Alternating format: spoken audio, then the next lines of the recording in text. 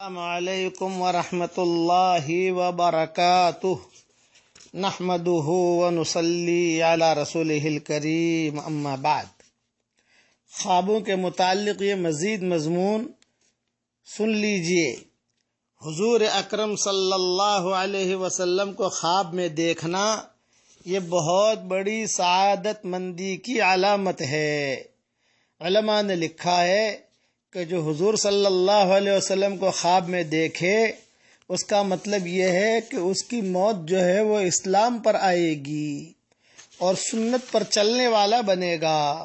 اگر بیمار آدمی دیکھے گا خواب میں حضور صلی اللہ علیہ وسلم کو، اس کا مطلب کہ اللہ اسے شفا دے گا۔ مقروض آدمی دیکھے گا تو اس کا اللہ تعالیٰ قرضہ ادا کرا دے گا۔ یہ ساری چیزیں فتح الباری کے اندر جو فتح الباری کے مصنف ہیں انہوں نے ساری چیزیں لکھی ہیں۔ اب خالی میں حضور صلی اللہ علیہ وسلم کو خواب میں دیکھنا یہ سعادت مندی کی علامت ہے، اور اگر کوئی حضور صلی اللہ علیہ وسلم کو خواب میں نہ دیکھے تو اس کا مطلب یہ نہیں ہے کہ اس کے دین میں کوئی نقصان ہے۔ یہ علامت نہیں ہے کہ تو نے حضور کو خواب میں دیکھا ہے، میں نے حضور کو خواب میں نہیں دیکھا تو یہ نہیں۔ خواب میں دیکھنا یہ اچھائی کی علامت ہے، اور کوئی نہیں دیکھتا، کوئی حرج کی بات نہیں ہے، کوئی سب کا خواب میں دیکھنا ضروری نہیں، لیکن چونکہ مسلمانوں کو تمنا ہوتی ہے کہ حضور صلی اللہ علیہ وسلم کو خواب میں دیکھے، تو علماء نے لکھا ہے کہ حضور کے خواب میں دیکھنے کی اگر کسی کی تمنا ہو تو کچھ وظیفے علماء نے لکھے ہیں، وہ میں عرض کر دیتا ہوں۔ اللہ کرے کہ حضور صلی اللہ علیہ وسلم خواب میں آ جائے، اور مدینہ منورہ سے ہی یہ وظیفے دے رہا ہوں۔ شاہ عبدالحق محدث دہلوی رحمۃ اللہ علیہ نے لکھا ہے کہ جمعہ کی رات میں 2 رکعت اگر کوئی آدمی پڑھے، پہلی رکعت میں 11 بار آیت الکرسی اور دوسری رکعت میں 11 بار سورہ اخلاص، بس، اور یہ 2 رکعت اس طریقے سے پڑھنی ہے، اور پھر سلام پھیر کر 100 مرتبہ یہ درود پڑھنا ہے۔ اللہم صل علی محمد وعلی آل محمد عدد خلقک ورضا نفسک وزنت عرشک ومداد کلماتک۔ تقریباً یہ وظیفہ کرنے میں آپ کو 15 منٹ جائیں گے۔ تو لکھتے ہیں کہ 3 جمعہ تک اگر مسلسل کرے تو اللہ کی ذات سے امید ہے کہ حضور صلی اللہ علیہ وسلم کی زیارت نصیب ہوگی۔ یہ علماء نے لکھا ہے، یہ چیز حدیث شریف میں نہیں ہے، علماء نے لکھا ہے، لیکن حدیث میں ضرور ہے کہ خوابوں کو مبشرات کہا گیا ہے، نبوت کا 46واں حصہ کہا گیا ہے خوابوں کو، اس کے لیے اس کی اہمیت ہے۔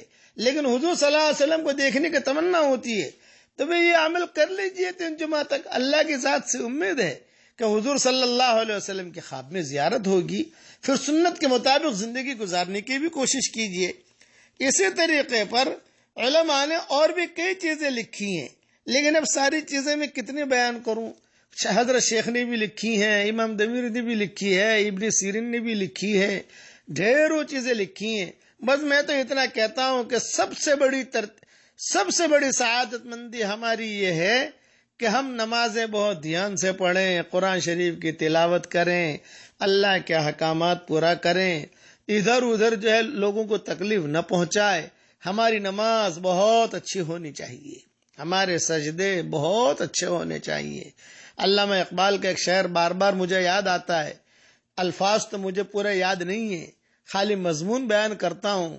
علامہ اقبال کہا کرتے تھے کہ مجھے خطرہ ہے، علامہ اقبال کہتے تھے مجھے خطرہ ہے کہ کہیں تیرے یہ سجدے تجھے کافر نہ کر دے اے اقبال، مجھے یہ خطرہ ہے کہیں تیرے یہ سجدے تجھے کافر نہ کر دے اے اقبال، کہ جھکتا کہیں اور ہے سوچتا کہیں اور ہے۔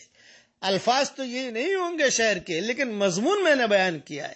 جو ہوا میں بس سر بسجود تو زمین سے آنے لگی یہ ندا، تیرا دل تو ہے صنم آشنا تجھے کیا ملے گا نماز میں۔